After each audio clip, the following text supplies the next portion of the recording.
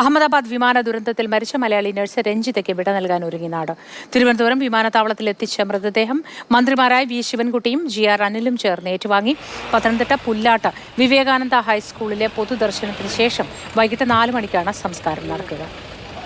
ഇപ്പോൾ മൃതദേഹം പുല്ലാട്ട് സ്കൂളിലേക്ക് എത്തിക്കുന്ന തത്സമയ ദൃശ്യങ്ങളാണ്.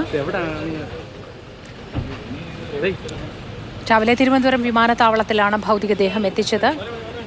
സർക്കാരിന്റെ ഭാഗത്തു നിന്ന് മന്ത്രിമാരായ GR അനിലും വി ശിവൻകുട്ടിയും മൃതദേഹം ഏറ്റുവാങ്ങി അന്തിമോപചാരം അർപ്പിച്ചു. തുടർന്നാണ് റോഡ് മാർഗം ഇപ്പോൾ പത്തനംതിട്ട പുല്ലാട്ട് സ്കൂളിലേക്ക് എത്തിച്ചിരിക്കുന്നത്. രഞ്ജിത പഠിച്ച സ്കൂളാണ് അത്. ആംബുലൻസ് സ്കൂളിലേക്ക് എത്തിയതിന്റെ തത്സമയ ദൃശ്യങ്ങളാണ്.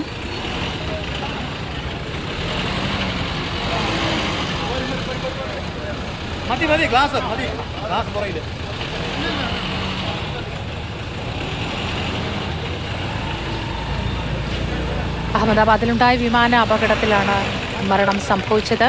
DNA ടെസ്റ്റ് അടക്കമുള്ള നടപടിക്രമങ്ങൾക്ക് ശേഷമാണ് മൃതദേഹം ഇപ്പോൾ ബന്ധുക്കൾക്ക് വിട്ടു നൽകിയിട്ടുള്ളത്. തുടർന്നാണ് വിമാനമാർഗം തിരുവനന്തപുരത്ത് എത്തിച്ച് ഇപ്പോൾ പത്തനംതിട്ട പുല്ലാട്ട് സ്കൂളിലേക്ക് ഭൗതികദേഹം കൊണ്ടുവന്നിട്ടുള്ളത്. CK അഭിലാലുണ്ട് വിശദവിവരങ്ങളുമായി. അഭിലാൽ, ഭൗതികദേഹം സ്കൂളിലേക്ക് എത്തിച്ചിരിക്കുന്നു അല്ലേ?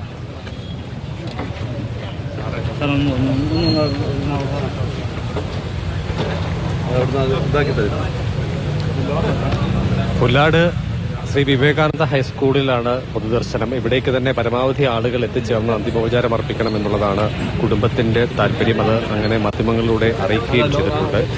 9:30 മുതൽ 2 മണി വരെയുള്ള സമയമാണ് ഇവിടെ അതിനായി ക്രമീകരിച്ചിട്ടുള്ളത്. രഞ്ജിത ഈ സ്കൂളിലെ പൂർവ്വ വിദ്യാർത്ഥി കൂടിയാണ്. രഞ്ജിതയുടെ മകൻ 10ാം ക്ലാസ്സിൽ ഈ സ്കൂളിൽ ഇപ്പോൾ പഠിക്കുകയും ചെയ്യുന്നുണ്ട്. അങ്ങനെ ഭൗതിക ശരീരം ഇവിടേക്ക് എത്തിച്ച് പരമാവധി ആളുകൾക്ക് അന്തിമോപചാരം അർപ്പിക്കാനുള്ള ക്രമീകരണം എന്നുള്ള തരത്തിൽ ദിവസങ്ങൾക്ക് മുൻപ് തന്നെ ഗ്രാമപഞ്ചായത്തിന്റെ നേതൃത്വത്തിലാണ് ഇവിടെ പന്തൽ ഒരുക്കി അതിനുള്ള ക്രമീകരണങ്ങൾ ചെയ്ത് വെച്ചത്. 9:30ക്കും 10 മണിക്കും ഇടയിൽ ഇവിടെ മൃതശരീരം എത്തിക്കുമെന്നുള്ളതായിരുന്നു അറിയിപ്പ്. അങ്ങനെ കൃത്യസമയം പാലിച്ചിരിക്കുകയാണ്. രാവിലെ 7 മണിക്ക് ശേഷം തിരുവനന്തപുരം വിമാനത്താവളത്തിൽ നിന്നും പുറപ്പെട്ട ഭൗതിക ശരീരം ഇവിടെ എത്തിച്ചിരിക്കുകയാണ്. ഇനി ഉള്ള ഏറെക്കുറെ 3.5-4 മണിക്കൂർ സമയത്തോളം പ്രദേശവാസികൾക്കും സുഹൃത്തുക്കൾക്കും ബന്ധുജനങ്ങൾക്കും ഒക്കെ തന്നെ ഇവിടെ എത്തി അന്തിമോപചാരം അർപ്പിക്കാൻ വേണ്ടിയുള്ള ക്രമീകരണമാണ്. പ്രധാന വാതിലിലൂടെ കടന്ന് അന്തിമോപചാരം അർപ്പിച്ച് മറ്റൊരു വാതിലിലൂടെ പുറത്തേക്ക് പോകുന്നു എന്നുള്ള തരത്തിലാണ് ക്രമീകരണം. കൂടുതൽ ഇവിടെ ചേർന്നാൽ അല്പസമയം ഇരുന്ന് ഇതിൻ്റെ അന്തിമ ചടങ്ങുകളുടെ ഭാഗമാകാൻ വേണ്ടിയുള്ള സൗകര്യം കൂടിയുണ്ട്. ഈ ചടങ്ങുകളുടെ പ്രാധാന്യം കൂടി കണക്കിലെടുത്ത് പുല്ലാട്ട് വ്യാപാരികൾ രാവിലെ 9:30 മുതൽ ഉച്ചയ്ക്ക് 2 മണി വരെയുള്ള സമയം വ്യാപാര സ്ഥാപനങ്ങൾ അടച്ചിടും.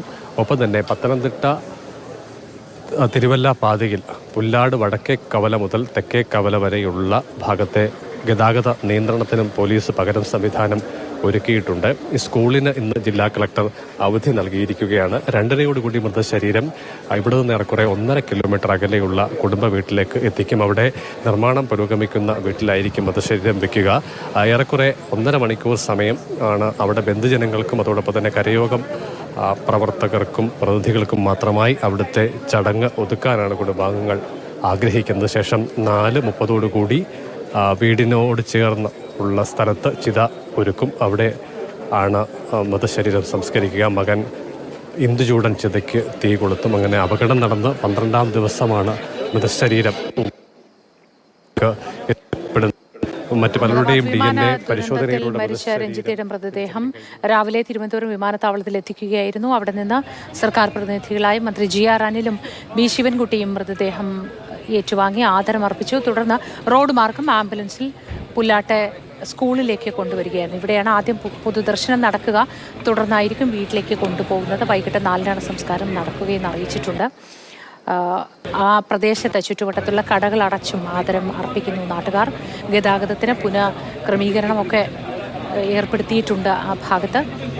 അത്രയധികം ആദരവോടെ നോവോടെയാണ് രഞ്ജിതയെ തിരികെ നാട് സ്വീകരിക്കുന്നത്.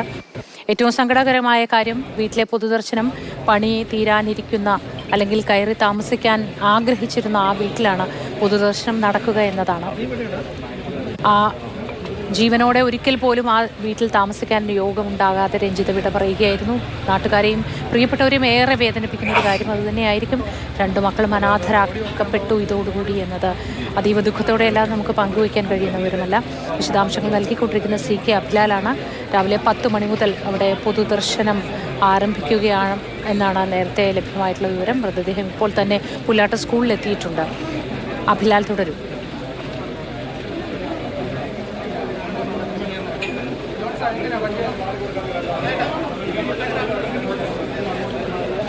അഭിലാലിനെ കേൾക്കാമെന്ന് കരുതുന്നു. ഏറ്റവും പുതിയ വിവരങ്ങൾ പങ്കുവയ്ക്കുക. സഞ്ജയ്,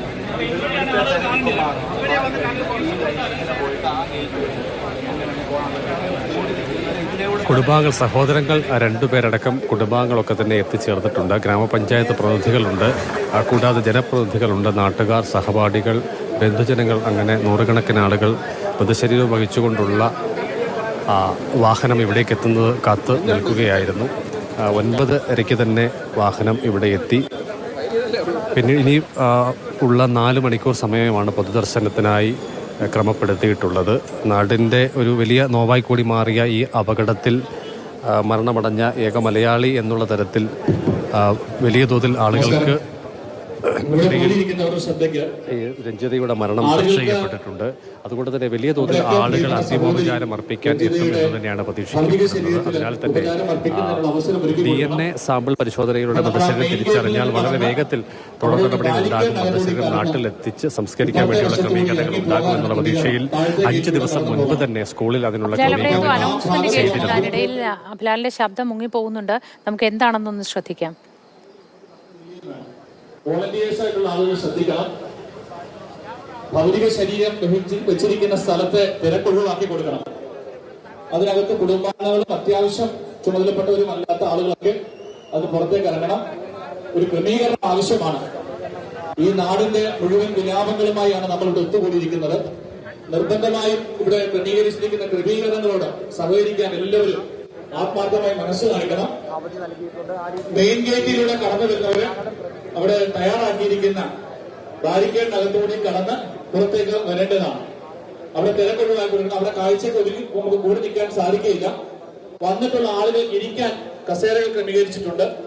ദയവായി ആ കസേരകളിൽ ഇരിക്കാനുള്ള ഒരു മനസ്സ് കാണിക്കണമെന്ന് ഓർമ്മിപ്പിക്കുകയാണ്. സുഗമമായ പൊതുദർശനത്തിനുള്ള നിർദ്ദേശങ്ങളാണ് അറിയിക്കുന്നത്.